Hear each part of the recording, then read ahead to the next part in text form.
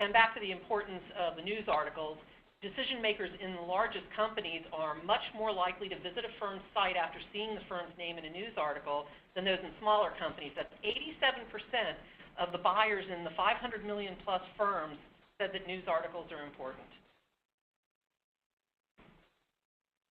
We wanted you to see just how important your website is to your buyers, so we asked how likely is it that your decision to put a new professional services firm on your short list would be influenced by your perception of the quality or lack of quality of the firm's website.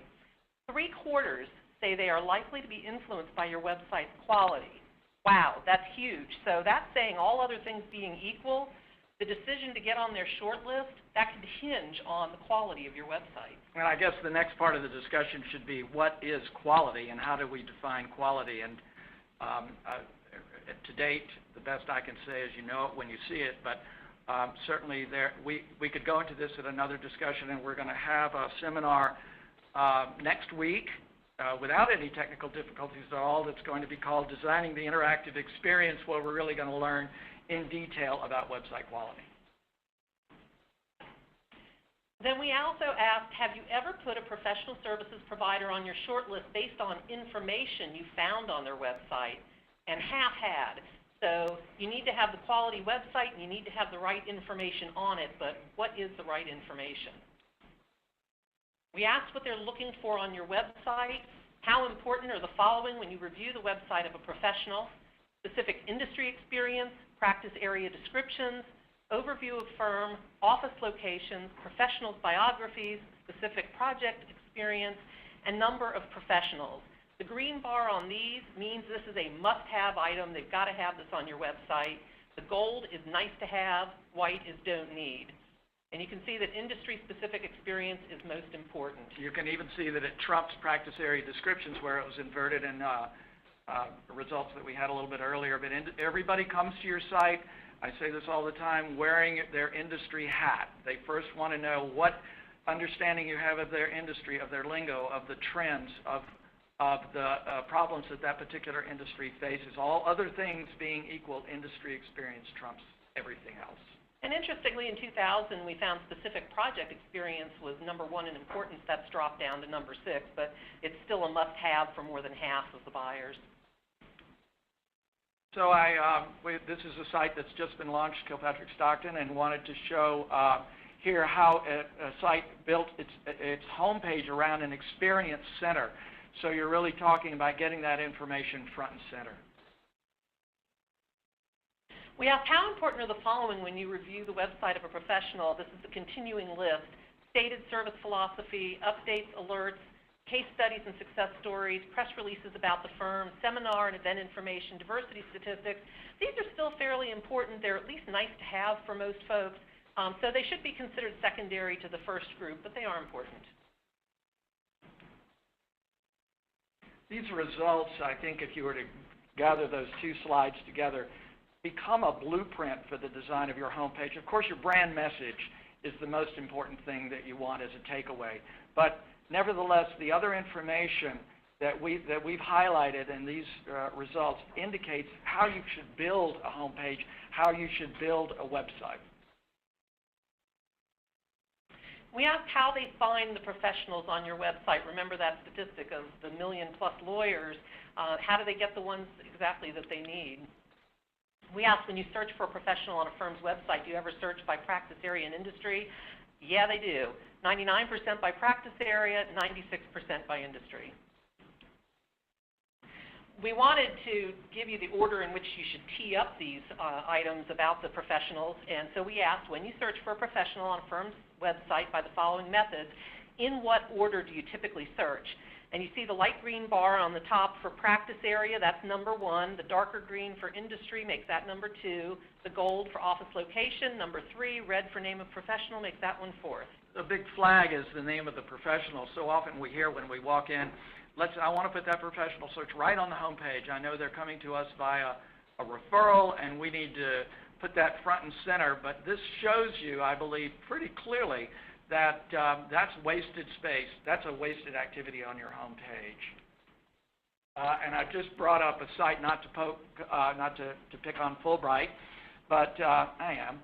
And here's, they've got, I know because they've had this for a long, long time, they've got that find an attorney section right on their home page. This is actually, in my mind, a waste of space on the home page. I'm not going to tear the page apart, but if you'll go from that find an attorney spot, you've got to look at the other features of the page itself, and you wonder, this must be some sort of search engine optimization plot in order to get Fulbright in every headline. But how you organize your home page is critical for how people continue their visit throughout your site. We asked, how useful are the following when you're reviewing a professional's biography on a professional service firm's website? Recent experience, law or graduate school attended, undergraduate school attended, professional memberships and activities, those are all half or more say that's a must-have. And community service, while not very many said it's a must-have, quite a few said it's nice to have, and there are groups where that's really important in small communities or particular industry segments. And here's a good example of how a page can be designed to deliver all of that information that's front and center in the minds of the buyer. These results are also another blueprint, in this particular case, a blueprint for the design of your biographies. Professional biographies are your professionals are assets, and your job is to portray your assets in as strong a way as you possibly can.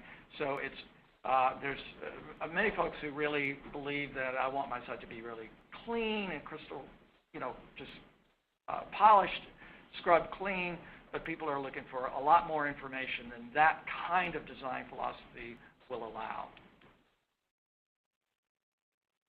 Oh, and I had to pick on this one. This is Cravath. This is a biography for a professional at Cravath, and when I got to it, they gave me precious little information about Michael Goldman, and if I wanted his biography, I then had to download a PDF, and I was steamed instantly on having to do this. I felt this was incredibly rude, but it's a kind of attitude that some firms have that says, I don't need to mess with this. I don't need to sell. I don't need to play. And I think that we'll find that that's not true. They also need practice area information, so we asked, how useful are the following when you're reviewing practice area descriptions on a professional service firm's website? We asked about overview of practice areas, information on industry experience, office locations, geographical coverage, number of professionals in the practice area, information on representative projects, current overviews of the industry, list of clients, links for related papers and articles, and links to related sites. And at the top, we have overview of practice area and information on industry experience at 80 and 77% saying they must have it, and pretty much the rest saying it's nice to have. Here's an example, I think, of a really rich practice area destination page for Morgan Lewis Labor and Employment Workplace Solutions. The widgets on the right-hand side can open or close and reveal the rankings and information that or other information that the firm wishes to deliver. Even down the center, you've got a fairly rich descriptive section about the practice itself, but what's most important is it's a friendly page, and it allows the reader to make their own decisions about what they would like to read.